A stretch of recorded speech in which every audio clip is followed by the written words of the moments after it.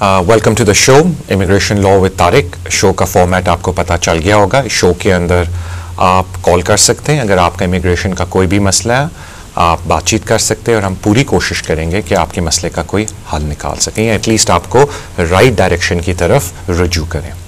और एक और हिस्सा है, मैंने शो के दौरान भी आपको बोला कि आई थिंक वो कॉन्टैक्ट डिटेल्स हमारी आ जाती हैं कि सारी बात है अगर आपको स्पेसिफिक इन्फॉर्मेशन चाहिए, अगर आपने अपना केस प्रॉपर तरीके से डिस्कस करना है और ऑफ कोर्स टेलीफोन के ऊपर लाइव कॉल पे आप इतनी इन्फॉर्मेशन नहीं दे सकते, तो आपको अपॉइंटमेंट के लिए नंबर आएगा, आप दफ्तर फ़ोन करके अपॉइंटमेंट ले सकते हैं।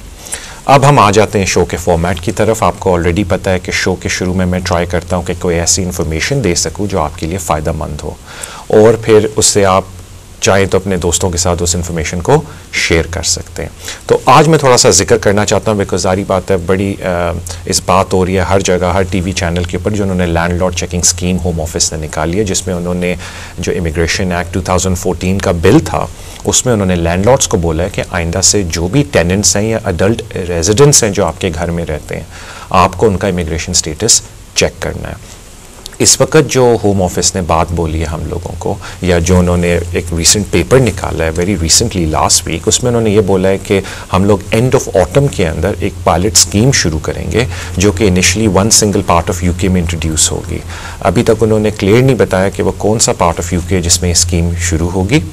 इस स्कीम के दौरान लैंडलॉर्ड्स को वो कंपल्शन कर देंगे, लैंडलॉर्ड्स के लिए कंपल्सरी कर देंगे कि वो इमिग्रेशन स्टेटस चेक करें अपने टेनेंट्स का या इन लोगों का जो अडल्ट रेजिडेंट्स हैं उन घर के अंदर रह रहे हैं। और अगर खुदा न खास्ता पकड़ा गया कोई लैंडलॉर्ड तो फिर उनको पेनल्टीज़ हैं। अभी वो जब पायलट स्कीम निकालेंगे, उन्होंने ये बोला कि पहले हम सिर्फ एक एरिया के अंदर ये स्कीम निकालेंगे और 2015 में ये हम ऑल ओवर यूके के अंदर इस स्कीम को लॉन्च करेंगे। अब बात आती है कि एज ए लैंडलॉर्ड आपकी क्या रिस्पॉन्सिबिलिटी है। उनका उन्होंने कहा हम एक प्रॉपर पेपर दोबारा इंट्रोड्यूस करेंगे कि कौन कौन से डॉक्यूमेंट्स हैं जो आपने एज ए लैंडलॉर्ड चेक करने हैं। मैं भी इस पे वापस आता हूँ। एक कॉलर है, हम पहले उनको भी ले लेते हैं। हेलो, अस्सलाम वालेकुम। हेलो, अस्सलाम वालेकुम। हेलो जी जी, मुझे आपकी आवाज़ आ रही है, अपना सवाल पूछिए। हाँ जी तारिक भाई, मेरा सवाल है कि मैंने इसके लिए टीयर 4 की एप्लीकेशन दी थी जी, एंड उन्होंने एनवेल्ड करके भी बोला कि तुम्हारी फी नहीं पे हुई। Actually fee was paid on time and वो ऑनलाइन पे हुई थी। ऑलराइट। और आई थिंक वो पेमेंट पेज मिसिंग था, जो समरी पेज होता है ना एप्लीकेशन पे फ्रंट वाला, वो पता नहीं उस उनकी साइड से हुआ मिस या मेरी साइड से जो अभी पता नहीं, पर मैंने वही डॉक्यूमेंट उनको रीसबमिट कर दिए और साथ में कवरिंग लेटर डाल दिया कि फी वाज पेड ऑन टाइम। और उसके बाद अभी मेरे को फिंगरप्रिंट आ गए सर। मेरा सवाल ये है कि अभी नेक्स्ट मंथ में ILR अप्लाई करने जा रहा हूँ 10 ईयर के बेस पे, इसका कोई इफेक्ट पड़ेगा सर? क्या मेरे को they will consider as overstayer on that period, और या मैं इसका कोई मेरी जो लॉन्ग रेजिडेंसी की एप्लीकेशन में कोई फर्क नहीं पड़ेगा सर? बड़ी मेहरबानी, मैं उसका भी आपको जवाब देता हूं। थैंक यू, बड़ी मेहरबानी। इन शॉर्ट कोई फ़र्क नहीं पड़ेगा, लेकिन मैं उसकी थोड़ी सी वजाहत कर दूं। देखें, आपने एप्लीकेशन इन टाइम डाली और उन्होंने इस आपके बतौर इस तरह वापस उन्होंने एप्लीकेशन कर दी कि जी वो इनवैलिड है क्योंकि फ़ी नहीं पे हुई, और आपने दोबारा उनको विद एविडेंस एप्लीकेशन डाली। अब पहली बात है कि आपने जब उनको एविडेंस के साथ दोबारा एप्लीकेशन डाली तो उनको in any case application in time consider करनी चाहिए बिकॉज आपके अकाउंट से पहले पैसे कट हो गए थे। लेकिन अगर हम उनकी बात को मान भी लेते हैं तो एज लॉन्ग एज आपने जो रीसबमिशन है इनवैलिड एप्लीकेशन की वो विद इन 28 डेज़ की है, तो वो उस पीरियड को लॉफुल रेजिडेंस के अंदर इग्नोर करेंगे। तो मैं आपको यही रिक्वेस्ट करूंगा कि अगर आपके लॉफुल 10 ईयर्स पूरे होके हैं या होने को आए हैं और उससे पहले उन्होंने अभी टे 4 का डिसीजन नहीं लिया, तो आप इमीडिएटली एक नई एप्लीकेशन डालें और उनको बोलें कि जी अब मैं अपनी टे 4 की कंसिड्रेशन नहीं चाहता, मैं चाहता हूं कि आप मेरी 10 ईयर लॉफुल रेजिडेंस के ऊपर कंसिड्रेशन करें, बिकॉज कानून आपको उस चीज़ की इजाज़त देता है। और ये बाकी सुनने वालों के लिए भी मैं एक इम्पॉर्टेंट बात कर दूं कि जब आप एप्लीकेशन होम ऑफिस के अंदर डालते हैं और आपका वीज़ा एक्सपायर हो गया ड्यूरिंग दिस पीरियड के होम ऑफिस ने अभी उस एप्लीकेशन पे डिसीजन नहीं लिया, वो सारा पीरियड जो सेक्शन 3C होता है, और इसको 10 ईयर लॉफुल रेजिडेंस में लॉफुल रेजिडेंस बोलते हैं, यानी कि 10 ईयर लॉफुल रेजिडेंस में जो सेक्शन 3C की लीव है वो लॉफुल होती है। उसके बाद से अगर आपने इन टाइम एप्लीकेशन डाली और होम ऑफिस ने किसी वजह से आपकी एप्लीकेशन रिफ्यूज़ कर दी और आप ट्राइब्यूनल में अपील के अंदर चले जाते हैं, तो वो वाली भी जितनी अपीलें आपकी चल रही हैं वो लॉफुल रेजिडेंस काउंट होता है 10 ईयर की वजह से 10 ईयर लॉफुल रेजिडेंस एप्लीकेशन के अंडर। वो सारा जो पीरियड है आपका अपील का, वो सारा पीरियड आपकी एप्लीकेशन का फॉर लॉफुल रेजिडेंस में आता है। तो आपके लिए इन शॉर्ट आपका जो पीरियड है, पहली बात आपने उनको बता दिया था कि आपके जो पैसे हैं वो टाइम पे कटें, तो उनको आपको कंसिडर नहीं करना चाहिए इनवैलिड एप्लीकेशन। लेकिन अगर उन्होंने की भी है और आपने विदिन 28 डेज दोबारा जमा करा दिए तो वो आपका लॉफुल पीरियड काउंट होगा। मैं सिर्फ आपसे ये रिक्वेस्ट करूँगा कि अगर आपके 10 ईयर लॉफुली पूरे हो गए हैं और उससे पहले उन्होंने Day 4 का डिसीजन नहीं दिया है, तो प्लीज़ अपनी एप्लीकेशन अपडेट कर दें और नई एप्लीकेशन डालें सेट LR के ऊपर 10 ईयर लॉफुल रेजिडेंस की बेसिस पे, ताकि आप उनको कह सकें कि अब मुझे Day 4 का वीज़ा नहीं चाहिए, आपने भी डिसीजन नहीं लिया मेरी एप्लीकेशन पे, मैं चाहता हूँ कि आप मेरी 10 ईयर लॉफुल एप्लीकेशन को कंसिडर करें। तो आई होप आपको इंफॉर्मेशन फ़ायदेमंद लगे। मैं अगेन अपने ओरिजिनल बात पे आ जाता हूँ कि उन्होंने अभी ये बोला है कि हम ये पायलट स्कीम निकालेंगे एंड ऑफ ऑटम के अंदर, जिसमें हम लैंडलॉर्ड्स को बोलेंगे कि अब उनकी जिम्मेवारी है कि वो अपने टेनेंट्स या जो भी अडल्ट रेजिडेंट्स हैं घर के अंदर उनका इमिग्रेशन स्टेटस चेक करें। होम ऑफिस ने ये भी बोला है कि अगर कोई टेनेंट या कोई टेनेंट आपको ये बोलता है कि मैंने एप्लीकेशन जमा कराई हुई है होम ऑफिस में, तो लैंडलॉर्ड्स के लिए हम एक ऑनलाइन सर्विस देंगे, चेकिंग सर्विस, और 2 दिन के अंदर हम उनको जवाब दे देंगे कि इस बंदे का स्टेटस इस कंट्री के अंदर क्या है, ताकि आप उनको एज टेनेंट्स रख सकें। ऑफकोर्स काफ़ी ऑर्गेनाइजेशंस और काफ़ी ऐसे जो NGOs हैं, ऑर्गेनाइजेशंस हैं, दे वेरी अपसेट कि ये law infringement of human rights है, लेकिन अनफॉर्चुनेटली देखने में आया कि होम ऑफिस वाले इसको रोल आउट करेंगे। अब बात आती है उन लोगों की जो इससे अफेक्टेड है, यानी कि ऐसे लोग, ऐसी फैमिलीज जिन्होंने कोई ना कोई एप्लीकेशन होम ऑफिस के साथ नहीं डाली अभी तक। सारी बात है, अगर आपने कोई ना कोई एप्लीकेशन होम ऑफिस के पास डाली हुई है तो you have no issue with this new amendment of law, because अगर लैंडलॉर्ड आपसे पूछेगा भी कि जी आपका इमिग्रेशन स्टेटस क्या है, आई एम श्योर आपका कोई लीगल रिप्रेजेंटेटिव होगा या आपके पास कोई डॉक्यूमेंट होगा जो बता सके कि आपकी कोई पेंडिंग ह्यूमन राइट क्लेम या कोर्ट के अंदर आपका कोई केस चल रहा है।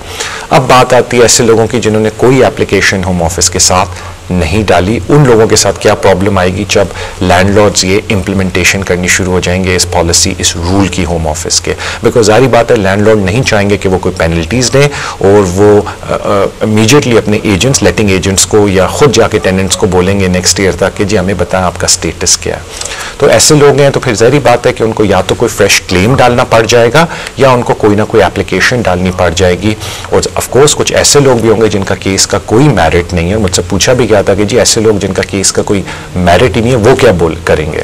तो अनफॉर्चुनेटली आई थिंक ये जो स्कीम गवर्नमेंट ने निकाली है, होम ऑफिस ने निकाली है, इसका मकसद ही है कि ऐसे लोगों को बाहर स्मोक आउट किया जाए जिनका कोई स्टेटस नहीं है इस कंट्री में। बिकॉज अगर हम उनको लैंडलॉर्ड्स में कंपल्शन करेंगे, कहीं ना कहीं ये लोग रह रहे हैं, बाहर आएंगे, या तो हमें एप्लीकेशन डालेंगे या मजबूरन उनको ये कंट्री छोड़नी पड़ जाएगी।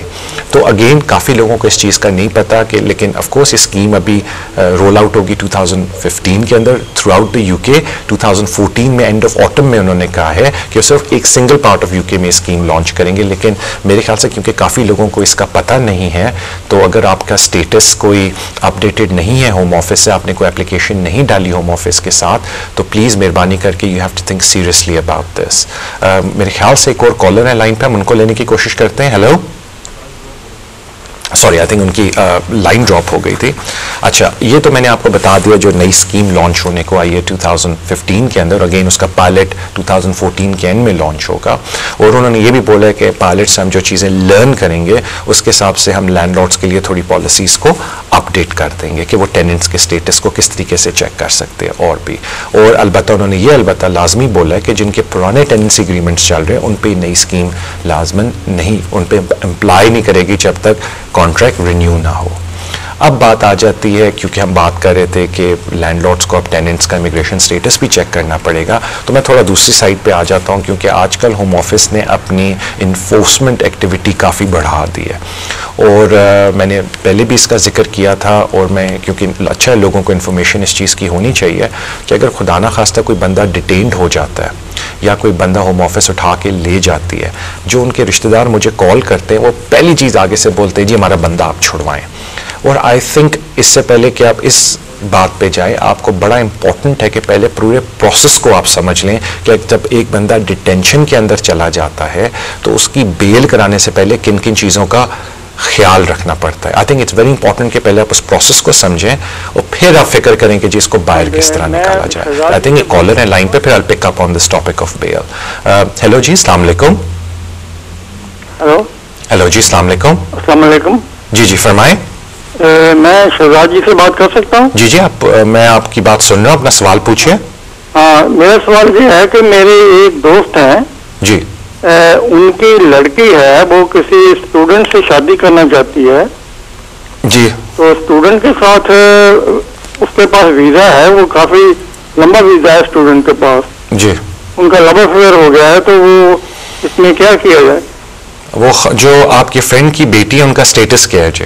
वो ब्रिटिश नेशनल है।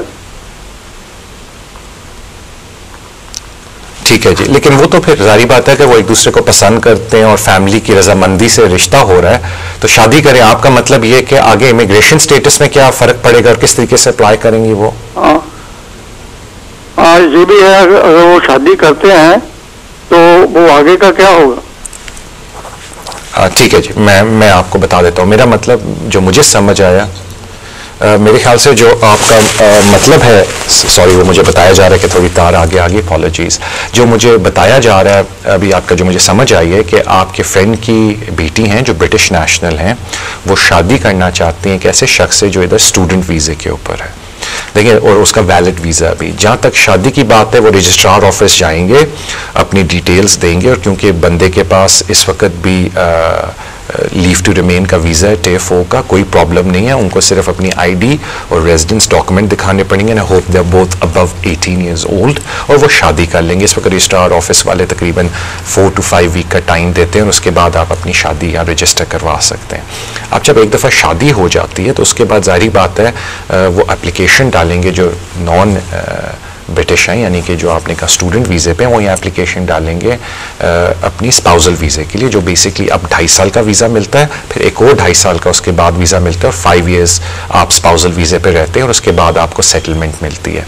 उस वक्त जो मेन रिक्वायरमेंट है, उनको अपना इंग्लिश का टेस्ट पास करना पड़ेगा, और उसके अलावा जो उनकी स्पाउस हैं she must be earning 18,600 minimum. अगर वो सेल्फ एम्प्लॉयड है तो 1 साल के लिए, और अगर वो एम्प्लॉयड है तो मिनिमम 6 मंथ से उनको ये इनकम अर्न करनी चाहिए।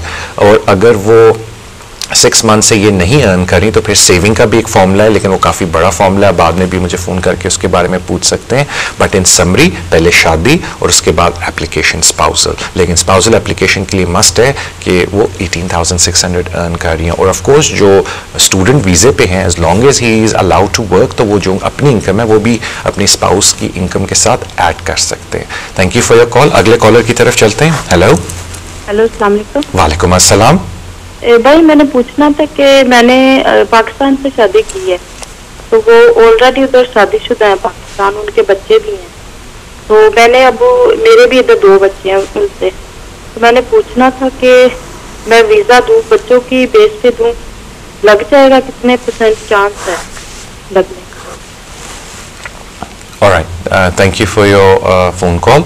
देखें, पहला तो इशू ये है कि आपने कहा कि उनकी ऑलरेडी शादी पहले भी हुई थी और उसके बाद उन्होंने आपसे शादी की, तो आपने अलबत्ता आपकी आई होप लास्ट डिवोर्स हो चुकी थी और ये आपकी इनके साथ आफ्टर योर डिवोर्स शादी है, बिकॉज यूके लॉ के अंदर आप एक बंदा 2 शादियां नहीं कर सकता। मैं आपकी तरफ से बात कर रहा हूँ, वरना पोलीगैमस मैरिज का इशू आ जाता है, लेकिन हम उस इशू को साइड पे कर देते हैं।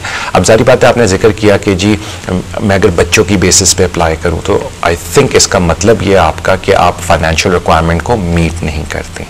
देखिए, अगर आप फाइनेंशियल रिक्वायरमेंट को मीट नहीं करती तो जो 2 एक्सेप्शंस होम ऑफिस ने दी हैं, वो एक तो ये दी है कि जी या तो कोई बच्चा इन्वॉल्व हो और बच्चा इज़ आइदर ब्रिटिश सिटीजन या उस बच्चे ने यहाँ 7 साल गुजार लिए। तो आपके केस में तो अभी आपकी शादी हुई है, तो जो बच्चे हैं वो आपके ऑलरेडी हैं, उनके तो हैं नहीं। उस पर फ़र्क इधर पड़ता कि अगर कोई प्रूफ होता कि पेरेंटल रिस्पॉन्सिबिलिटी उनकी उन बच्चों के ऊपर जो आपके पहले रिलेशनशिप से बच्चे हैं, बट अनफॉर्चुनेटली क्योंकि वो पाकिस्तान के अंदर है तो पेरेंटल रिस्पॉन्सिबिलिटी का भी इशू नहीं खड़ा हो सकता। तो उसके बाद जो प्रोविजन लॉ के अंदर है वो ये है कि क्या कंपैशनेट ग्राउंड्स हैं या क्या इनसमाउंटेबल ऑब्स्टिकल हैं कि आप अपनी रिलेशनशिप को जारी नहीं कर सकती while he is in Pakistan and you are here, तो उसका आपको कोई ना कोई एविडेंस देना होगा to meet the exceptional rules, यानी कि ह्यूमन राइट्स के अंडर अगर आप क्लेम करना चाहती हैं। अब आपने बड़ा अच्छा सवाल पूछा जो अक्सर लोग पूछते हैं कि जी अगर हम इस तरह अप्लाई करें तो हमारे केस में जान कितनी है, मेरिट कितना है। अब जारी बात है कि जब तक डिटेल में आपकी केस हिस्ट्री ना पढ़ी जाए, डिटेल में आपसे सवाल जवाब ना किए जाए, तो कोई भी नहीं असेस करके बता सकता कि आपके केस में कितना मेरिट है। तो मैं वही अर्ज करता हूँ कि जो मकसद है इस शो का, उसमें आपको इन्फॉर्मेशन देनी है और आपको सही रास्ते के ऊपर चलाना है। अगर आपको डिटेल्ड अपॉइंटमेंट चाहिए तो I think if I am not wrong वो नंबर्स शो कर देते हैं ऑफिस के, आप उसमें कॉल करके अपॉइंटमेंट बुक करा सकते हैं। शो का मेरा मकसद है कि मैं आपको इन्फॉर्मेशन दे दूं ताकि आप सही डायरेक्शन पे चलना शुरू हो जाएं। तो इन्फॉर्मेशन आपके लिए ये है कि आप मोस्ट लाइकली रिलाई करेंगी इस एक्सेप्शन पे कि देयर आर इनसमाउंटेबल ऑब्स्टिकल्स, कि मेरी रिलेशनशिप या मेरी जो फैमिली लाइफ है वो इस तरीके से नहीं चल सकती कि मेरे हस्बैंड रहें पाकिस्तान में और मैं इधर रहूँ बच्चों के साथ। And these are the reasons कि मेरे बच्चे पाकिस्तान नहीं जा सकते और मैं नहीं जा सकती, that is why we want him to come over, और हम लोग मीट नहीं करते फाइनेंशियल रिक्वायरमेंट। अब वो जो कंपैशनेट सर्कमस्टांसेस है, वो जो इनसमाउंटेबल सर्कमस्टांसेस हैं, वो क्या हैं? होम ऑफिस ने अपनी पॉलिसी के अंदर उनकी कोई लिस्टिंग दी हुई है, तो वो आपके साथ बैठ के कोई भी लीगल रिप्रेजेंटेटिव उस पॉलिसी को गो थ्रू करेगा और आपसे पूछेगा कि ये चीज़ें आपके ऊपर अप्लाई करती हैं या नहीं। अगर आप कहती हैं अप्लाई करती हैं तो आप उसकी बेसिस पे एक आर्ग्यूबल केस बना के एप्लीकेशन डाल सकते हैं, और अगर होम ऑफिस उसको रिफ्यूज करता है तो बाय ऑल मीन्स आप कोर्ट में जाके उसको चैलेंज करें। Thank you so much for your call. मेरे ख्याल से हम ट्राई करते हैं कि एक और कॉलर है। हेलो हेलो, अस्सलाम वालेकुम। जी वालेकुम अस्सलाम। भाईजान मेरे ना इधर 2 बच्चे हैं जी, और मैं बच्चे जो है वो ब्रिटिश है, मेरी वाइफ ब्रिटिश है, बच्चे ब्रिटिश हैं जी, मैं पाकिस्तान से विजिट पे आता हूँ इधर ना। ओके अब मुझे इधर आए हुए 4 माह हो गए जी, और मेरे बच्चे और बीवी जो है वो बेनिफिट भी लेती है, और मैं वाइफ टू बेस पे नहीं अप्लाई करना चाहता क्योंकि पाकिस्तान में ऑलरेडी मेरी शादी है। जी, और अब ये जो शादी सेकंड मैरिज है ये मैंने शो नहीं करवाई, जाहिर है 2 शादी इधर शो नहीं करवा सकते जी, और इसमें अब मैं मसला ये करना चाहता हूँ, अगर मैं बच्चों के बेस पे केस अप्लाई करूं, इधर आया हूँ मुझे 4 मंथ हो गए हैं, तो क्या मैं कर सकता हूँ बच्चों के बेस पे ह्यूमन राइट्स पे, या कौन जो आप बेहतर समझे वो कर सकता हूँ? प्लीज वो डिटेल बता दें आप। ओके, बड़ी मेहरबानी, thank you so much for your call. देखें, अब आपके पास 2 ऑप्शंस हैं और फिर मैं उसकी निटी पे भी आता हूँ। पहली ऑप्शन तो आपके पास ये है कि आप वापस अपनी कंट्री चले जाएं और वहाँ से प्रॉपर एंट्री क्लियरेंस लें कि जी मैं right of access to a child के बेसिस पे कर रहा हूँ कि जी मेरे बच्चे हैं उधर और मुझे उनसे एक्सेस चाहिए, और आप उस बेसिस पे प्रॉपर एंट्री क्लियरेंस लें बच्चों की बेसिस पे।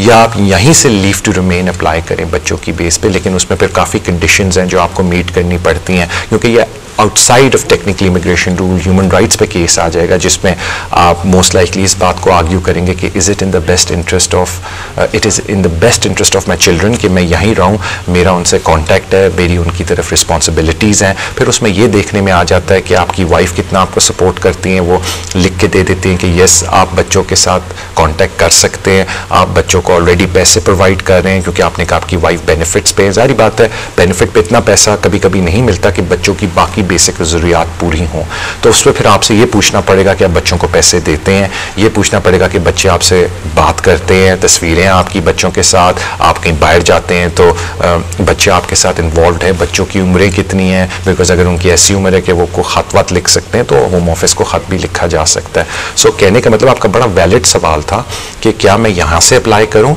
या मैं एंट्री क्लियरेंस लेके अप्लाई करूँ। देखिए आप दोनों चीज़ें कर सकते हैं। अब बेहतर उनमें से कौन है, उसमें प्रोज एंड कॉन्स क्या हैं, ये बेहतर तरीके से आपको जवाब मिल सकता है जब बाकी चीज़ें आपसे पूछी जाएं आपके बच्चों के बारे में ज़रा डिटेल के अंदर, कि कितना अरसा आप लोग एक दूसरे के साथ रहे, कितना अरसा आप कंट्री से बाहर रहे, क्योंकि अभी आपने अर्ज़ किया कि मैं इस दफ़ा वापस आया हुआ हूँ, तो कितना अरसा आप बाहर रहे, कितना अरसा वापस आए, कुछ आपकी इमिग्रेशन हिस्ट्री भी बनी होगी कि कितना आप इन एंड आउट हुए, तो उसमें ये देखना पड़ेगा कि आपका कॉन्टैक्ट बच्चों के साथ कितना रहा, पहले आपकी इमिग्रेशन हिस्ट्री क्या थी। तो कुछ इस टाइप के फैमिली फैमिली के सर्कमस्टांसेस के सवाल हैं जो आपसे पूछने पड़ेंगे, फाइनेंशियल सवाल पूछने पड़ेंगे कि आप बच्चों को पैसे भिजवाते हैं, जब आप इधर होते हैं तो जारी बात है अगर आप बच्चों को पैसे देते हैं, बट अगर आप बाहर होते हैं कभी पैसे भिजवाएं, बच्चों के लाइफ के अंदर आपकी इन्वॉल्वमेंट कितनी है, कौन से ऐसे लोग हैं जो इस बात के ख़त ख़ताबत दे सकें कि आप बच्चों की नश्न नुमा की अपब्रिंगिंग में एक्टिवली इन्वॉल्व हैं, और क्या जारी बात है सोल रिस्पॉन्सिबिलिटी तो आपकी होगी नहीं बच्चे के ऊपर, बिकॉज बच्चे पाल रही हैं मिसेस, लेकिन फाइनेंशियल शायद आप सपोर्ट दे रहे हो। तो ये काफ़ी एक तरह के सवाल हैं जो आपसे पूछने पड़ेंगे, और उसके बाद असेसमेंट करनी पड़ेगी, और आपको हम बता देंगे कि जी ये आपके चांसेस हैं अगर आप यहाँ रह के अप्लाई करते हैं, क्योंकि कानून ये बोलता है, और ये चांसेस हैं अगर आप वापस जाके एंट्री क्लियरेंस लें। तो मैं आपको यही रिक्वेस्ट करूंगा कि आप प्लीज़ प्रॉपर अपॉइंटमेंट बनाएं, क्योंकि मैंने आपको इन्फॉर्मेशन दे दी है कि ये सारे सवाल पूछ के असेसमेंट करनी पड़ेगी कि दोनों में से कौन सा डिसीजन आपके लिए बेहतर होगा। फैसला आपने करना है, प्रोज एंड कॉन्स आपको बता दिए जाएंगे दोनों। तो जिस तरह मैंने अर्ज़ किया कि किसी लोकल लीगल रिप्रेजेंटेटिव के पास बेशक चले जाएं, और अगर आपको मुझसे अपॉइंटमेंट चाहिए डिटेल में डिस्कस करने के लिए तो बाय ऑल मीन्स नंबर मेरे ख्याल से वो ऑफिस का आता है, आप उस पर कॉल करके अपॉइंटमेंट सेट कर सकते हैं। तो इन समरी आप दोनों काम कर सकते हैं, लेकिन इट्स वेरी इंपॉर्टेंट कि आप ये डिसाइड कर लें कि दोनों में से मेरिट किस में ज़्यादा है, और वो उस वक्त तक फाइनलाइज नहीं हो सकता जब तक आपसे एक डिटेल्ड Q&A यानी कि क्वेश्चन एंड आंसर ना पूछे जाए और आपको लॉ ना समझाया जाए कि जी ये लॉ कहता है अगर आप यहाँ से रह के अप्लाई करेंगे, और ये लॉ कहता है अगर आप वापस जाके अप्लाई करेंगे, तो फिर आप डिसीजन लेंगे कि जी दोनों में से मेरे लिए बेहतर कौन सा है। और ऑफ कोर्स आपको ये भी बताया जाएगा कि इसमें परसेंटेज कितनी है दोनों में से अप्रूवल की, और ऑफ कोर्स रेमेडी आपके पास हमेशा होती है, क्योंकि अगर आप हार जाएं शुरू में केस तो आप कोर्ट में जाके भी उसको चैलेंज कर सकते हैं। तो आई होप आपको इन्फॉर्मेशन मिली हो। एंड अब हम वापस उस तरफ आ जाते हैं जो मैं जिक्र कर रहा था कि बेल के बारे में, कि अक्सर मैं इस बात से थोड़ा परेशान होता हूँ कि अगर कोई उठा के किसी को ले जाए तो मुझे एकदम कॉल आती है रिश्तेदारों की, वो कहते हैं जी हमारा बस अब बंदा बाहर छुड़वा लें। तो मैंने पहले भी अपने शो में बोला है, फिर भी क्योंकि अक्सर हर कोई तो शो नहीं देखता, लोग फिर भी फ़ोन करके कहते हैं जी हमारा बस किसी तरह बंदा छुड़वा लें। देखिए होम ऑफिस किसी को अगर उठा के लेके जाता है तो तीन में से एक सूरतों में, या बंदा ने कभी होम ऑफिस को अपना स्टे लीगलाइज करवाया ही नहीं है, यानी कि वो इलीगल एंट्रेंट था, होम ऑफिस को पता ही नहीं कि ये इस कंट्री में मौजूद है, बिकॉज वो किसी फेरी या किसी शिप के थ्रू आया, इमिग्रेशन कंट्रोल को उसने पास ही नहीं किया। तो होम ऑफिस ने पहली दफ़ा उस बंदे को पकड़ा, वो कहते हैं जी आपका तो कोई हमें स्टेटस का ही नहीं पता, ना आपकी कोई पेंडिंग एप्लीकेशन, हम उठा के आपको लेके जा रहे हैं। फिर वो लोग भी आते हैं जो ओवरस्टेयर होते हैं, यानी कि उनका वीज़ा ख़त्म हो गया है, उन्होंने कोई और एप्लीकेशन होम ऑफिस के पास नहीं डाली, तो जारी बात है होम ऑफिस कहता है कि जी आपने क्योंकि कोई एप्लीकेशन नहीं डाली, आपका यहाँ कोई हक ही नहीं बनता रहने का, हम आपको उठा के लेके जा रहे हैं। और फिर तीसरी वो मेनली कैटेगरी होती है जिन्होंने कभी अपीलें की थी, अपीलें वगैरह ख़त्म हो गई और वो बस अब बैठ गए हों क्योंकि उनका पैसे ख़त्म हो गए या कोई भी और वजूहात हो, तो उन्होंने फर्दर परस्यू नहीं किया अपनी एप्लीकेशन को। इन आइदर इवेंट मेनली ये लोग वही होते हैं जिनका कोई एक्टिव केस नहीं होता होम ऑफिस के साथ। मेरे ख्याल से कॉलर भी आए, मैं इस पर वापस आता हूँ। Hello hello, I think sorry उनकी कॉल ड्रॉप हो गई। तो मेरा बताने का मकसद था कि ऑलमोस्ट 99% ऐसे लोग होते हैं जो होम ऑफिस उठा के लेके जाते हैं जिसमें लोगों का कोई स्टेटस नहीं होता, यानी कि उनका कोई एक्टिव स्टेटस होम ऑफिस के साथ नहीं होता है, या उनकी सारी अपील राइट्स एग्जॉस्ट हो गई होती हैं, उनकी एप्लीकेशनें सारी खारिज हो चुकी होती हैं, होम ऑफिस को पता ही नहीं होता कि ये एग्जिस्ट करते हैं। एक और छोटी सी कैटेगरी उनकी भी होती है, अक्सर मैंने देखने में आया कि जो स्टूडेंट अनफॉर्चुनेटली होम ऑफिस के हाथ चढ़ जाते हैं बिकॉज वो एक्सेसिव आवर्स काम कर रहे हैं, यानी कि अगर उनको 20 अलाउड है काम करना आवर्स, तो वो पूरे 80-90 आवर्स अ वीक काम कर रहे हैं। कुछ स्टूडेंट्स को काम की परमिशन नहीं है प्राइवेट कॉलेजेस में, लेकिन वो फिर भी जाके काम कर रहे हैं, तो होम ऑफिस उनको उधर से उठा लेता है और कहता है क्योंकि आपने वेरिएशन ऑफ लीव की है, आपने डिसेप्शन किया हमारे साथ, हम आपको उठा के लेके जाने। फिर रिसेंटली जो ETS वालों के साथ हुआ, जिनके एग्जाम पकड़े गए ETS के, जिन्होंने फ्रॉडलेंट एग्जाम दिए थे, होम ऑफिस उनकी भी लीव कैंसिल कर रहा है और उनको पकड़ के डिटेन कर रहा है। तो वो भी कैटेगरी होती है लोगों की, बट ऑलमोस्ट 100% केसेस में ऐसे लोग होते हैं जिनकी कोई पेंडिंग एप्लीकेशन होम ऑफिस के साथ नहीं फिर रहती, क्योंकि जिनको पकड़ते हैं, जिनका लीव टू रिमेन है, स्टूडेंट का भी, उनको भी पकड़ के इमीडिएटली डिसीजन दे देते हैं कि जी हम आपको डिसेप्शन आप पे लगा रहे हैं और आपको इस कंट्री से फारिग कर रहे हैं बिकॉज हमें पता चला आप काम कर रहे हैं एक्सेसिव आवर्स, या आपने ETS में फ्रॉड किया था हमारे साथ। जो ETS इंग्लिश का टेस्ट अब तो हर एक को पता है, स्टूडेंट्स को जो ये इशू हुआ था। एक सेकेंड, अभी कॉलर भी आए हैं, हम उनको भी ले लेते हैं, then I will continue this discussion. Hello hello hello, sorry मुझे आपकी आवाज आ रही है, अपना सवाल पूछिए। आपकी भी लाइन ड्रॉप हो गई है, वेरी सॉरी। अगर आप थोड़ा कॉल करते हैं, क्योंकि वो क्यों होती है मुझे वो बताते हैं कि कॉल आई है, लेकिन मैं ट्राई ये करता हूँ कि मैं अपनी बात को पहले ख़त्म कर लूँ। तो I am very sorry, because मुझे कान में पता चल जाता है आप कॉल कर रहे हैं, तो थोड़ा पेशेंस शो किया करें और थोड़ा होल्ड कर लिया करें, बिकॉज मैं ट्राई ये करता हूँ कि मैं अपनी बात को रोकूँ ना। एक और कॉलर है लाइन पे, उनको ले लेते हैं। हेलो। हाँ जी सर जी, सत श्री अकाल। सत श्री अकाल जी। सर जी मेरा सवाल है कि जो अंडरएस्टिमेट के लिए एप्लीकेशन करते हैं 10 साल के बेस पे, उसके लिए इंग्लिश की क्या रिक्वायरमेंट है जी? B1 है या B2 है जी? ठीक है, बड़ी मेहरबानी है आपकी। Thank you. ठीक है, देखें जहाँ तक 10 ईयर लॉफुल रेजिडेंस एप्लीकेशन है, उसमें वही है कि आपने लाइफ इन द यूके देना है और अपनी इंग्लिश की स्पीकिंग एंड लिसनिंग जो असेसमेंट है वो करके देनी है। आई थिंक वो B1 है, मुझे अब एग्जैक्ट याद नहीं कि B1 है या B2 है, बट प्रीटी श्योर B1, लेकिन आप मुझे बाद में कांटेक्ट करें, मैं रूल्स चेक करके आपको बता दूंगा, बिकॉज इस तरह की बेसिक चीज़ें मुझे on top of my head याद नहीं रहती। लेकिन मैं आपको ये ज़रूर अर्ज़ करूँगा कि आप जब किसी भी कॉलेज को रिंग करेंगे, ये जो इंग्लिश के कॉलेज होते हैं जिनके होम ऑफिस सारे अप्रूव्ड हैं, और आप जब इनसे पूछेंगे कि जी मैं 10 ईयर लॉफुल रेजिडेंस की सेटलमेंट एप्लीकेशन डाल रहा हूँ, तो बाय ऑल मीन्स फिक्र ना करें, वो कॉलेज वाले आपको बता देंगे कि ये टेस्ट है।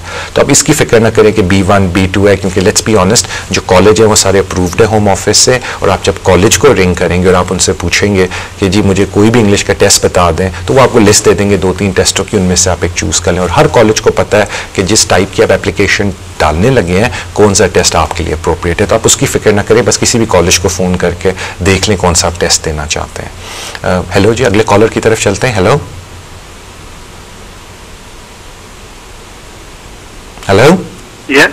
जी जी, मुझे आपकी आवाज़ आ रही है, अपना सवाल पूछिए जी।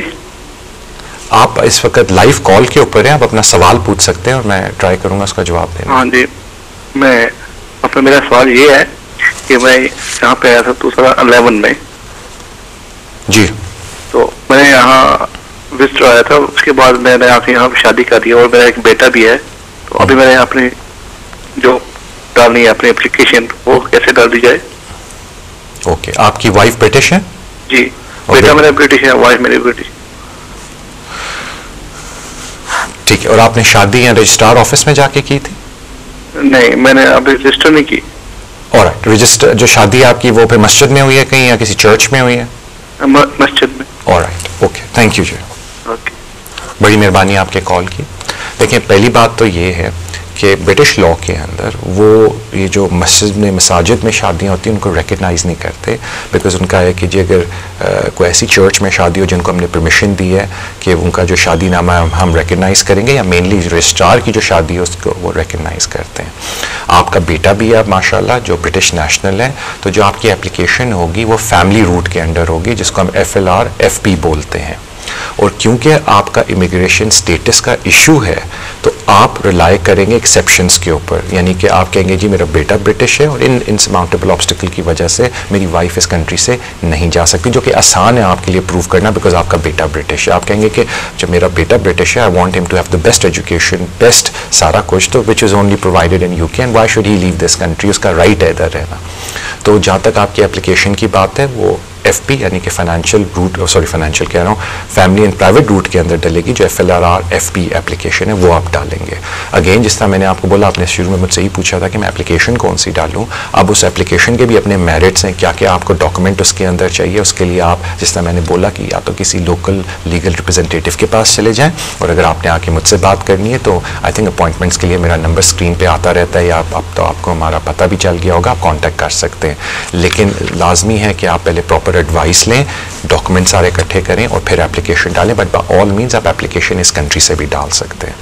हम एक अगले कॉलर की तरफ चलते हैं। हेलो हेलो जी, अस्सलाम वालेकुम। अस्सलाम वालेकुम सर। जी फरमाएं। जी, ये मैंने एक क्वेश्चन पूछना था। जी हेलो। जी जी, मैं आपकी बात सुन रहा हूँ, अपना सवाल पूछिए। हाँ जी, क्वेश्चन ये है कि मैं ब्रिटिश यूरोपियन नेशनल हूँ और मेरी वाइफ जो है स्पोर्ट्स वीजे पे इधर आई थी। इस 22 नवंबर को उनको 5 साल पूरे हो जाएंगे जी। तो मेरे पास डच नेशनैलिटी है, और एक बात यह है कि 5 साल ये 22 नवंबर को यहाँ इंटर हुई थी, तो यहाँ अब मैं अप्लाई कर सकता हूँ इंडेफिनिट के लिए।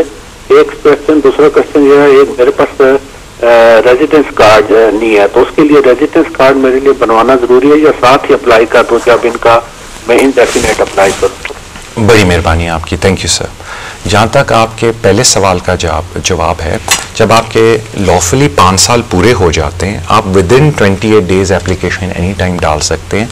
और ये बस ट्राई करें कि जो विद इन 28 डेज है उस डेट को भी आप कंट्री के अंदर हों, तो बेहतर ये उस तरह ज़रा ईजी रहता है। तो जहाँ तक बात है 5 ईयर की, जैसे ही उनके 5 ईयर पूरे आते हैं आप एप्लीकेशन डाल सकते हैं सेटलमेंट की। तो ये तो बात हो गई आपके पहले सवाल के जवाब की। फिर आपने सेकंड सवाल मुझसे ये पूछा था कि क्या मुझे भी रेजिडेंट कार्ड की ज़रूरत है? नहीं, आपको ज़रूरत नहीं, क्योंकि जब वो एप्लीकेशन डालेंगी अपने फैमिली परमिट को वो कन्वर्ट कर रही हैं परमानेंट रेजिडेंसी के अंदर, आप क्योंकि ऑलरेडी ईए नेशनल है, आपको कार्ड की ज़रूरत नहीं थी। आपने अलबत्ता उनके डॉक्यूमेंट के साथ सिर्फ ये प्रूफ करना है कि the last 5 years you were exercising your treaty rights and you were living with her. आपको कार्ड की ज़रूरत नहीं, आप तो बल्कि इनफैक्ट डायरेक्ट भी अप्लाई कर सकते हैं एज लॉन्ग एज आप अपने ट्रीटी राइट्स को प्रूव कर दें प्रीवियस ईयर्स के अंदर। तो इन शॉर्ट आपको अलग से कार्ड इस्तेमाल करने की ज़रूरत नहीं, ना अप्लाई करने की ज़रूरत है, बिकॉज यू ईए नेशनल। आपने सिर्फ अपना ये शो करना है स्पाउस के लिए कि 5 साल से you were exercising your treaty rights. Thank you for your call. अगले कॉलर की तरफ चलते हैं। हेलो,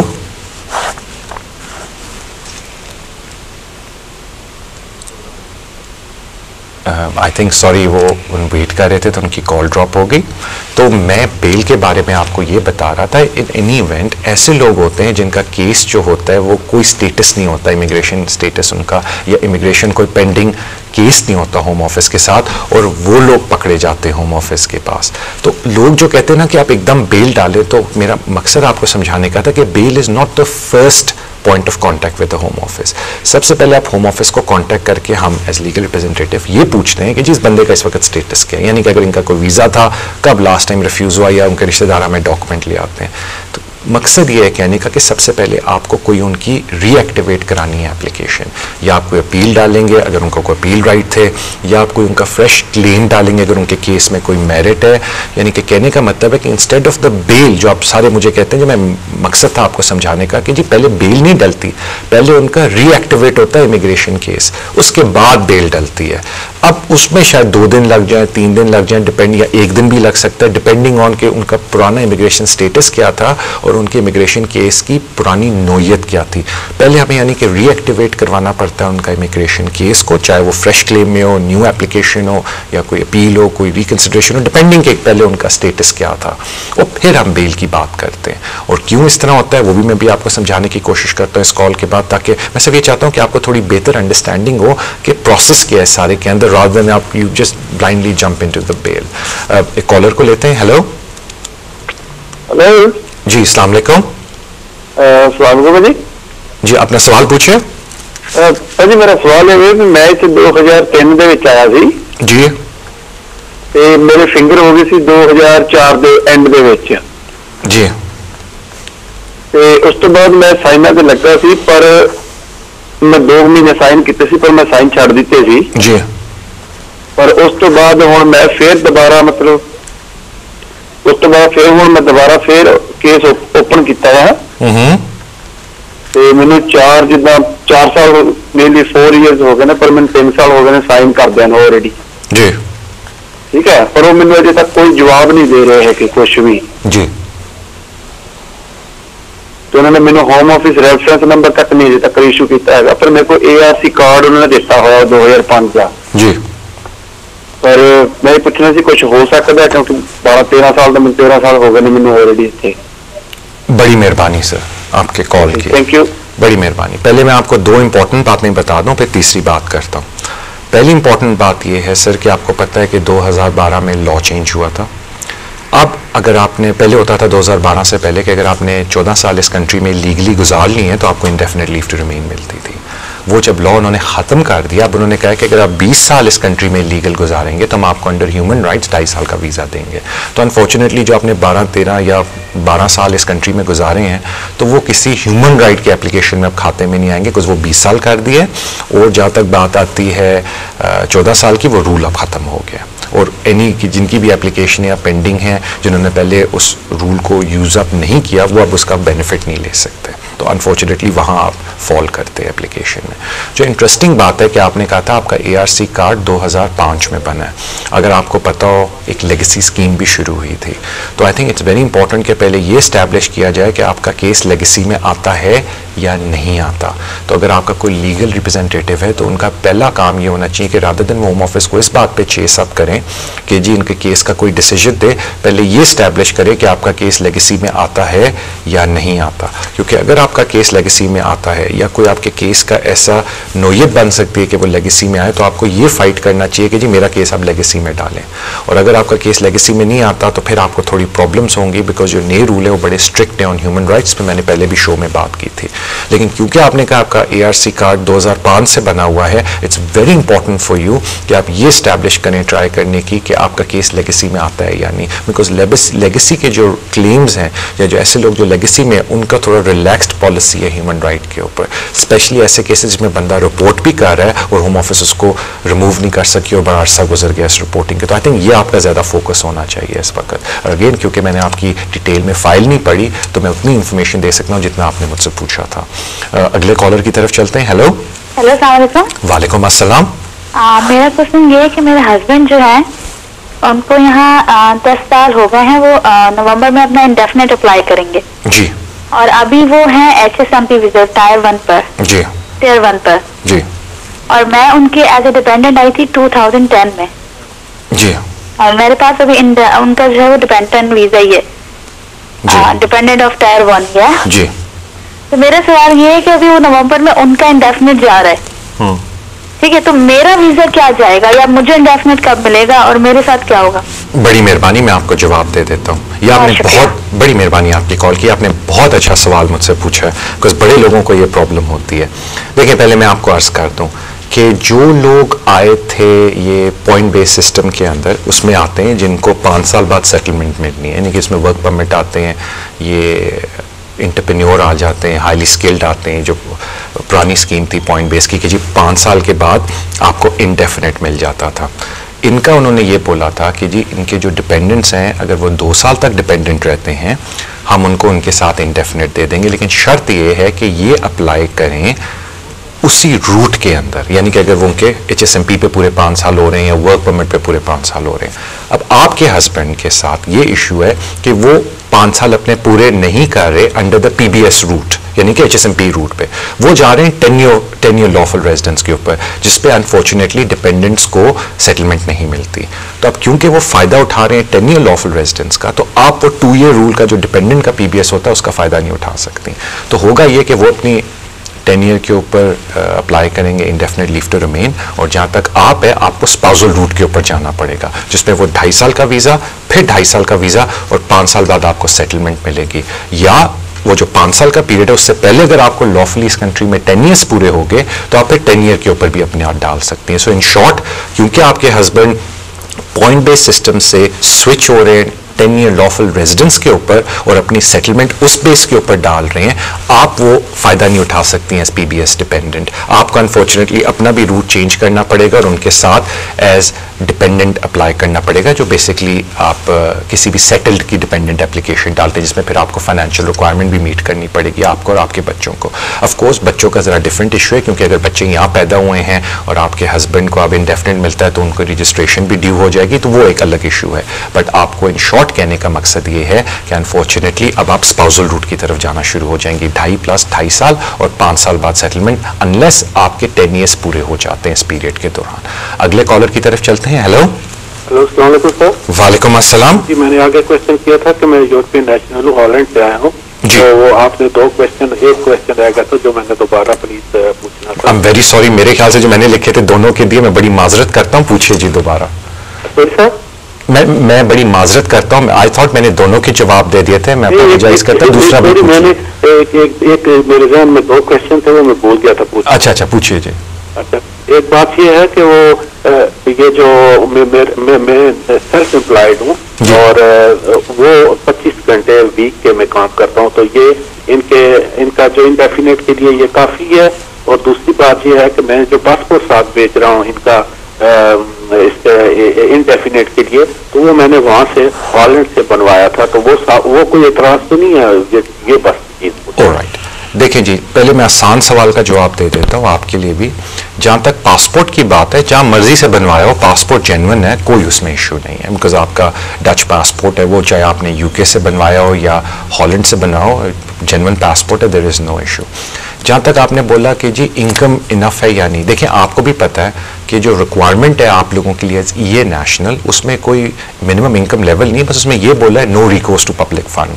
तो एज लॉन्ग एज आपने कोई पब्लिक फंड की रिकोर्स नहीं की और जो पैसे हैं आपके पास वो इतने थे कि आपका गुजारा हो सकता है और आप अपना इनकम एंड एक्सपेंडिचर बना के उनको दे दे, तो उनको कोई इशू नहीं होगा। लेकिन इट्स वेरी इंपॉर्टेंट कि जो आपकी इनकम है वो इतनी होनी चाहिए कि आपका रेंट निकल जाए, आपके क्लोथिंग निकल जाए, आपका खर्चा पानी निकल जाए। तो एज लॉन्ग एज आपके वो खर्चे पूरे निकल रहे थे, they will not have an issue with your income, because जिस तरह बाकी ब्रिटिश की जरूरत है, यूरोपियन नेशनल के लिए कोई मिनिमम इनकम लेवल नहीं, बस ये है कि no recourse to public fund. तो एज लॉन्ग एज आपने रिकोर्स टू पब्लिक फंड नहीं किया, you should be all right. अगर वो फिर भी आपको नहीं देते, कोई इशू रेस करते हैं, of course you will have the right of appeal और आप उसको चैलेंज कर सकते हैं। हेलो, अगले कॉलर की तरफ चलते हैं। हेलो हेलो, हेलो, वालेकुम अस्सलाम। जी जी, मैं बोल रहा हूँ, अपना सवाल पूछिए। मेरा सवाल है कि मैं जो यहाँ 2002 में आई थी, 2000 में आई थी यहाँ पर। जितना ऊंचा बोलिए, मुझे आपकी आवाज क्लियर नहीं आ रही है, आई डू अपोलोजाइज। मैं 2000 में यहाँ आई थी। जी जी। तो मैंने केस डाला था 2004 में। जी। तो मुझे जो है अभी मुझे 2.5 साल का जी स्टे मिला, 2.5 साल का मिला। लेकिन मेरे साथ 3 बच्चे थे जी। तो अब वो बड़े हुए, 18 से ऊपर हो गए जी। अब वो यूनिवर्सिटी जा रहा है और इन्होंने हमें कोई वो जो है कोई बेनिफिट नहीं दे रहे। जी जी। तो बच्चे पढ़ने के लिए उनको प्रॉब्लम हो रही है कि फाइनेंस हमारे इतना है नहीं, तो मैं अकेली हूँ। ओके, और आपको ये सॉरी मैं बोल रहा हूँ, आपको असाइलम के बाद लेगेसी के अंडर मिला था 2.5 साल का वीजा? जी अभी मिला मेरे, हाँ लेगेसी डाला, बट लेगेसी के अंडर मिला है ना आपको? जी। ऑलराइट, और आपने लीगल एड ली थी या प्राइवेट वकील थे आपके? प्राइवेट था हमारा। ऑलराइट, थैंक यू जी। मैं आपको अभी अर्ज करके बता देता हूँ। जो मुझे आपकी बात समझ आई, मैं बिल्कुल समझ गया, लेकिन मैं 2 अजम्पशन ले रहा हूँ। अगर मैं गलत हूँ इस अजम्पशन में तो माय अपॉलॉजीज। एक तो मैं एग्जाम्पशन ले रहा हूँ कि मोस्ट लाइकली आपकी लेगेसी स्कीम के अंदर केस आया होगा, बिकॉज आपने जिस तरह बोला कि 2004 से मेरा अनरिजॉल्व केस था, तो मोस्ट लाइकली आपका लेगेसी के अंदर मिला होगा, केस होगा। क्योंकि पहले ये कह रहे थे 2007 से पहले कि जिन लेगेसी केसेस को रिजॉल्व कर रहे थे उनको इंडेफिनेट दे रहे थे, और अभी रिसेंटली उन्होंने थोड़ा पॉलिसी में चेंजेस लाए हैं और लेगेसी वालों को 2.5 साल का वीजा दे रहे हैं, यानी कि उनको कह रहे हैं जी 10 ईयर्स लॉफुली पूरे करें और फिर हम आपको सेटलमेंट देंगे। और उसके ऊपर काफ़ी हाई कोर्ट में केसेस आए हैं, कुछ जीते हैं और कुछ हारे हैं, उस पर मैं डिटेल में जाऊंगा। लेकिन एक हाई कोर्ट में 2 बड़े इंपॉर्टेंट केसेस आए जिनका मैं जिक्र करना चाहता हूँ। ये केसेस उन बच्चों के थे जो बड़े अरसे से इधर रहे अपने माँ बाप के साथ, दे वर माइनर्स, और अब बिल्कुल 18-19 की एज में आ गए, यूनिवर्सिटी की एज में, और इनको भी होम ऑफिस ने 2.5 साल के वीज़े दिए हैं। अब ऐसे लोगों का जो प्रॉब्लम है बच्चों का वो ये है कि जब वो यूनिवर्सिटी जाते हैं तो उनको इंटरनेशनल स्टूडेंट के तौर पर कंसिडर किया जाता है अक्सर यूनिवर्सिटीज़ में, जो मुझे सुनने में आया है, और यूनिवर्सिटीज़ की फ़ीस में प्रॉब्लम होता है।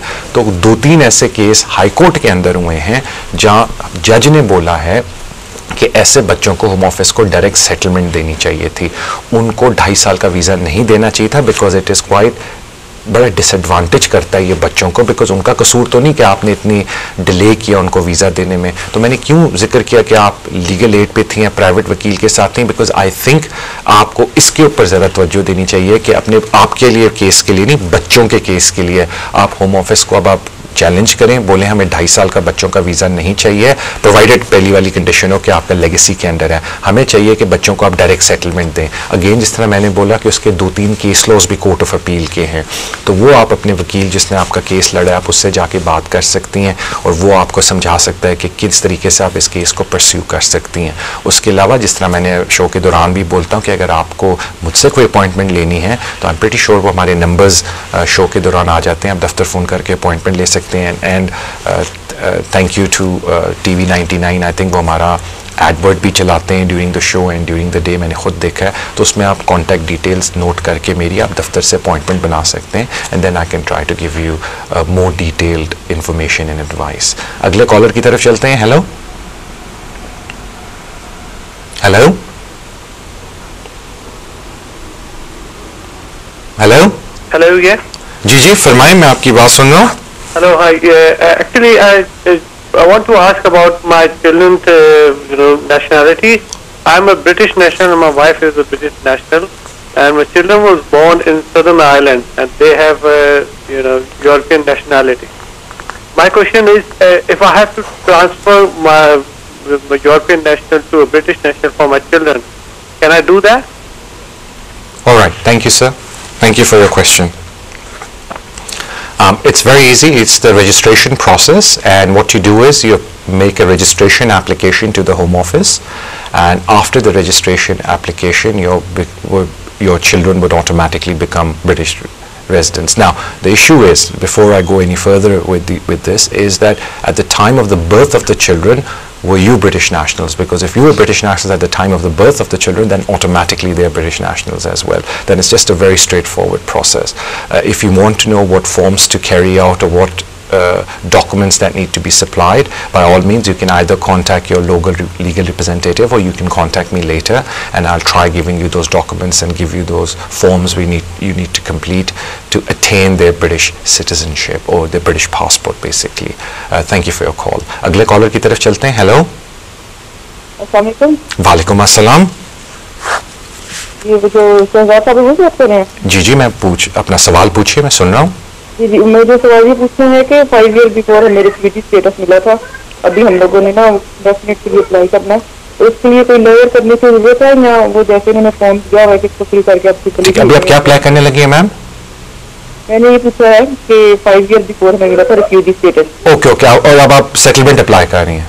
जी जी, तो उसके लिए कोई लॉयर को करने की जरूरत है या जो जैसे फॉर्म उन्होंने दिया है कि आप इसको फिल करके भेज दें वैसे भेजना ठीक है? ऑलराइट, बिल्कुल मैम, मैं आपको भी जवाब देता हूँ। Thank you very much for your phone call.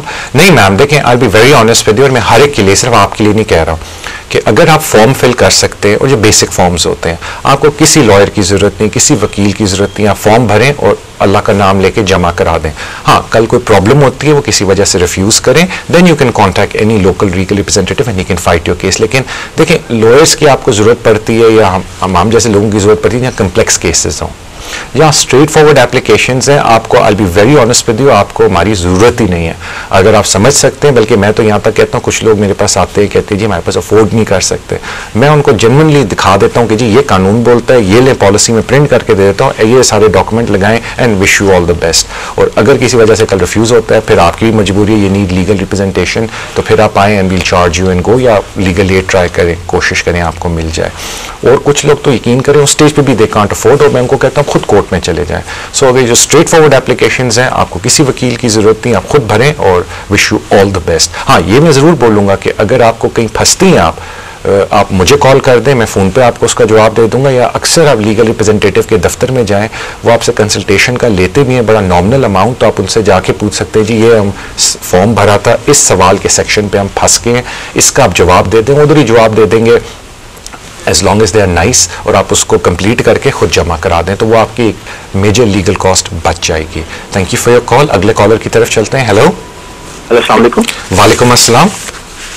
जी, मैंने एक क्वेश्चन पूछना था कि मैं ब्रिटिश सिटीजन हूँ, मैं फुल टाइम काम करता हूँ, मेरे पेरेंट्स पाकिस्तान में अबाउट 60 हैं, तो उनके लिए मैं उनके लिए अप्लाई कर सकता हूँ इंडेफिनिट वीज़े के लिए या उनके इधर स्टेटस के लिए? बहुत अच्छा आपका सवाल है भाई, थैंक यू सो मच। बिल्कुल आप उनके लिए अप्लाई कर सकते हो। सिर्फ जो कंडीशंस हैं पहले आप वो सुन लो कि उस पुराने कंडीशन के बाद लॉ में काफ़ी चेंजेस आ गए हैं।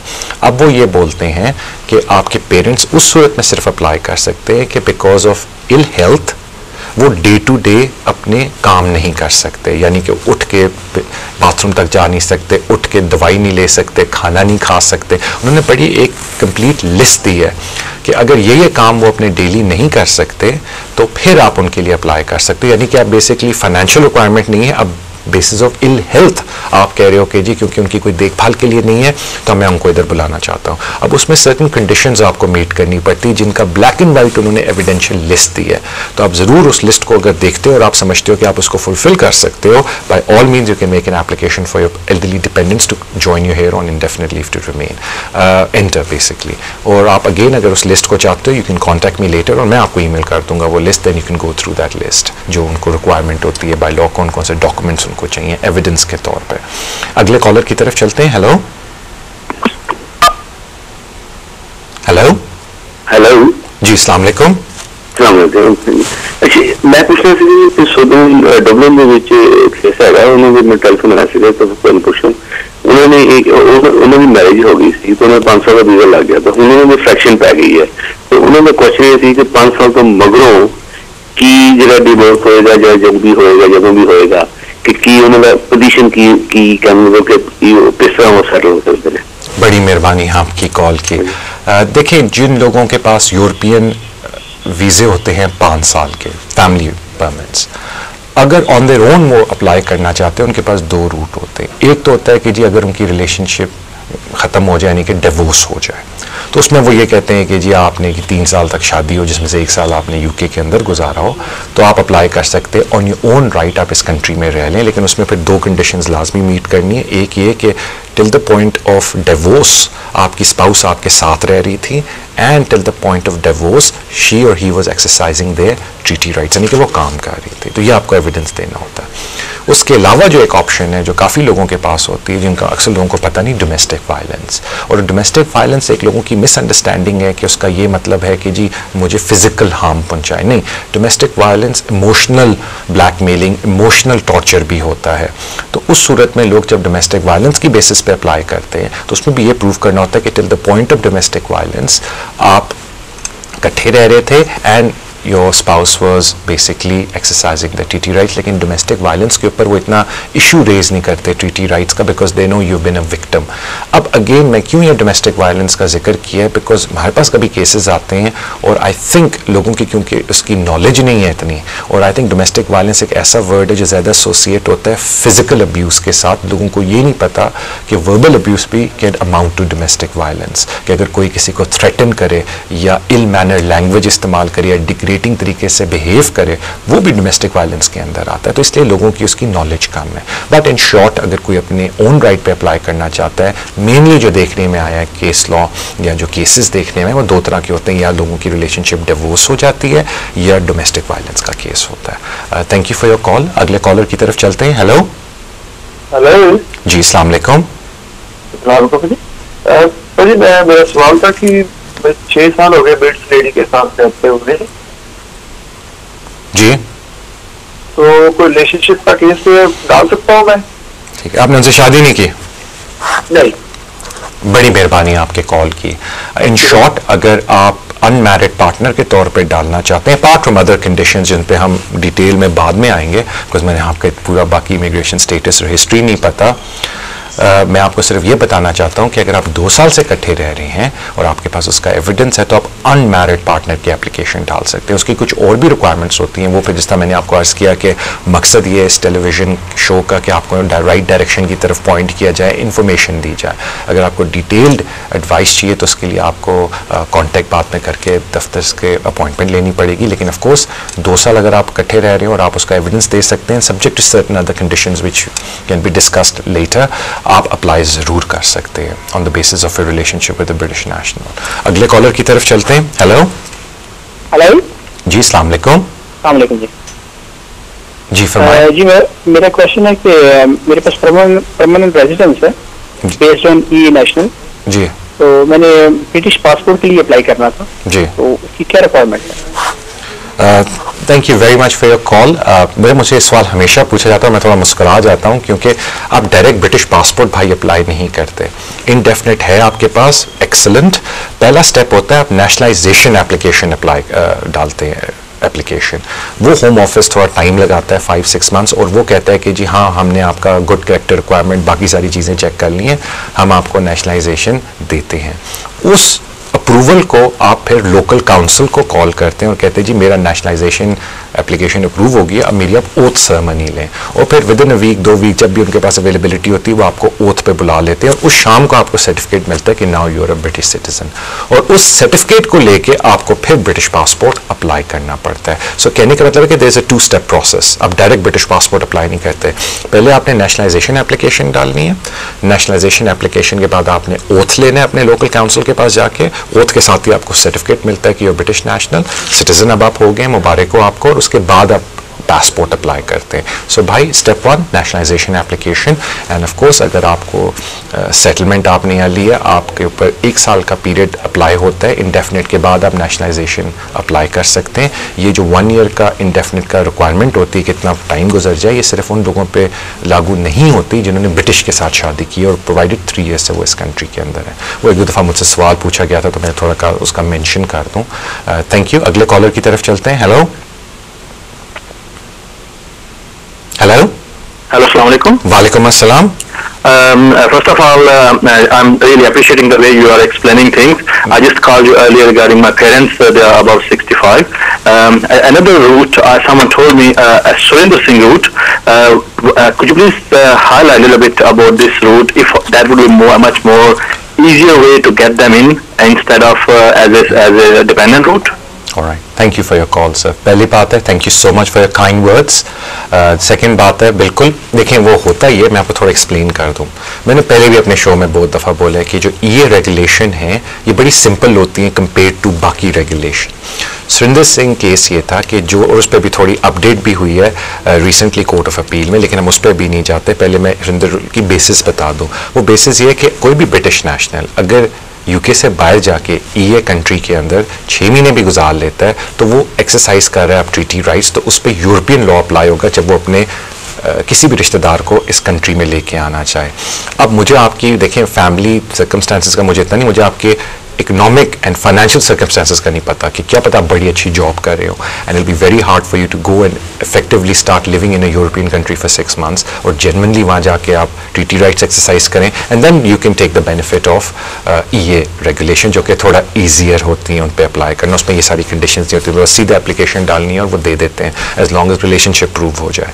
उस पर ये सारी रिक्वायरमेंट नहीं, इलनेस की और ये सारे की, बट उसके लिए आपको बाहर की कंट्री में जाके यूरोप के अंदर कहीं ट्रीटी राइट एक्सरसाइज करने होते हैं, then you can benefit the EA regulation जो कि मिनिमम पीरियड एटलीस्ट 6 months। लेकिन मैं इतना बता दूं क्योंकि काफ़ी लोग इसको यूज़ भी कर रहे थे, कुछ अब्यूज़ भी कर रहे थे, तो होम ऑफिस ने अभी काफ़ी इसके ऊपर कोर्ट ऑफ अपील के अंदर अमेंडमेंट लाने की कोशिश कर रहे हैं और उस केस की जो अपडेट है वो मैं आपको एक और दिन शो के अंदर दे दूंगा। Thank you very much. अगले कॉलर की तरफ चलते हैं। हेलो हेलो जी, मैं आपकी आवाज़ सुन सकता हूँ, अपना सवाल पूछिए। अस्सलाम वालेकुम जी, मैं इमरान बात कर रहा हूँ। मुझे कुछ इन्फॉर्मेशन चाहिए थी कि मैं ब्रिटिश सिटीजन हूँ और मुझे मेरे वाइफ जो है वो 2 साल के जो डिपेंडेंट। जी जी, मैं सुन रहा हूँ आपकी बात।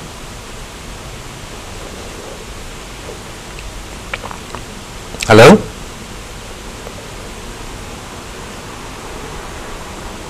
इमरान, आपको मेरी अगर आवाज आ रही है तो अपना सवाल पूछिए, मुझे आपकी आवाज नहीं आ रही। आई थिंक उनकी कॉल ड्रॉप हो गई है। मैं सॉरी भी साथ टाइम भी देखा था बिकॉज आज हम लोगों ने शो को अबाउट 10 minutes लेट शुरू किया था, तो मुझे बताया जा रहा है कि दे वेरी काइंड कि हमारा भी शो 10 minute आगे कर देंगे पास द आवर। तो आई थिंक मैं एक और कॉलर लेता हूँ और उसके बाद I try to wrap up. Hello hello hello hello hello जी, थोड़ा ऊंचा बोलिए, मुझे आपकी आवाज नहीं आ रही। हाँ हेलो जी जी फरमाइए। ये लाइव कॉल है ना ये? जी आप लाइव पे हैं, अपना सवाल पूछिए। हाँ, हमको ये इनसे बात करना था कि मेरी बेटी वहाँ पे इंडिया में वो मेरे साथ पढ़ती थी, मैं इंडेफिनेट थी, कि मैं आपकी बेटी को वहाँ से बुलवा सकती हूँ? सॉरी, आपकी आवाज सही तरीके से नहीं आ रही, आई थिंक थोड़ा प्रॉब्लम है। हेलो हाँ हेलो जी जी, अब आपकी आवाज सही आ रही है, फरमाएं। हेलो अस्सलाम वालेकुम। वालेकुम अस्सलाम। हम ये बोल रहे थे, एक मिनट, मेरी बेटी ये इंडिया में रहती है, वो यहाँ पे मेरे साथ रही थी, 6 साल तक पढ़ाई की है जी, और उसकी पढ़ाई कंप्लीट होने के बाद उसने इंडेफिनिट किया, वर्किंग वीजा लगाया, फिर वो वापस चली गई जी। और मेरे पास है इंडेफिनिट वीजा है, और क्या मैं अपनी बेटी को वहाँ से इंडिया से वापस बुलवा सकती हूँ? बेटी की एज कितनी है आप? उसकी एज है 26। ऑलराइट, थैंक यू जी। देखिए इशू ये है, जिसने आपको पता है कि ब्रिटिश लॉ के अंदर सिर्फ जो अंडर 18 बच्चे हैं आप उनको बुला सकते हैं, ऐसे बच्चे जो बेशक ओवर 18 हो गए हैं बिकॉज बट इंडिपेंडेंट लाइफ ना गुजार रहे हों। ये एक दो केसेस आए थे मेरे पास और मैंने उनको एडवाइस किया। इसमें एक केस में वो चाइना चली गई बेटी पढ़नी और फिर वापस India I, but she was living with grand mother, लेकिन साथ साथ हॉस्टल में नहीं रह रही थी, अपनी कोई जॉब भी कर रही थी। तो होम ऑफिस ने आगे से उन पर ये इल्ज़ाम लगाया था कि ये क्योंकि इंडिपेंडेंट लाइफ अपनी रन कर रही हैं, she can not benefit from this facility. तो जिस तरह आपने भी अर्ज़ किया कि उन्होंने पहले वर्किंग वीज़ा पे थी, तो यानी कि she is a working girl, तो मेरे ख्याल से it will be very very difficult कि अगर आप उनको अपने अडल्ट डिपेंडेंट के तौर पे लाने की कोशिश करेंगी, because she would be living an independent life India के अंदर, तो will be very very hard for you to make that application. मेरे ख्याल से अब हमारे शो का टाइम भी पूरा हो गया। मैं अगेन रिक्वेस्ट करता हूँ, मैं पूरी ट्राई करता हूँ कि मैं आपकी कॉल ले लूँ, और क्योंकि देखें आप मुझे रिस्पेक्ट देते हैं, शो के ऊपर कॉल करते हैं, तो मैं पूरी ट्राई करता हूँ कि मैं तहम्मुल से आराम से पहले उसका जवाब दे दूँ जिन्होंने कॉल की है, आउट ऑफ रिस्पेक्ट। अगर कोई और बंदे कॉल करते हैं और वो लाइन ड्रॉप हो जाए या उनको बहुत वेट करना पड़ता है, sincerely apologise, because I think मेरा शो में मकसद ये होता है कि मैं इत्मीनान से एटलीस्ट इतनी इन्फॉर्मेशन दे दूँ कि जिसने इतना टाइम निकाल के कॉल किया at least they feel a little bit satisfied. और मैं अगेन रिक्वेस्ट करता हूँ कि जो शो के दौरान भी मैं करता रहता हूँ कि अगर आपको डिटेल्ड इन्फॉर्मेशन चाहिए, एडवाइस चाहिए, तो आपको हमारे ऑफिस के नंबर अब तक पता हो जाने चाहिए, because the TV99 is very kind. वो रेगुलर एड्स चलाते हैं और आई थिंक शो के दौरान भी कॉन्टैक्ट नंबर आता है ऑफिस का, आप ऑफिस फ़ोन करके अपॉइंटमेंट बना सकते हैं। इंशाल्लाह ताला अब आपसे मुलाकात होगी अगले मंडे 7 to 8 TV99 के ऊपर। अल्लाह हाफिज़।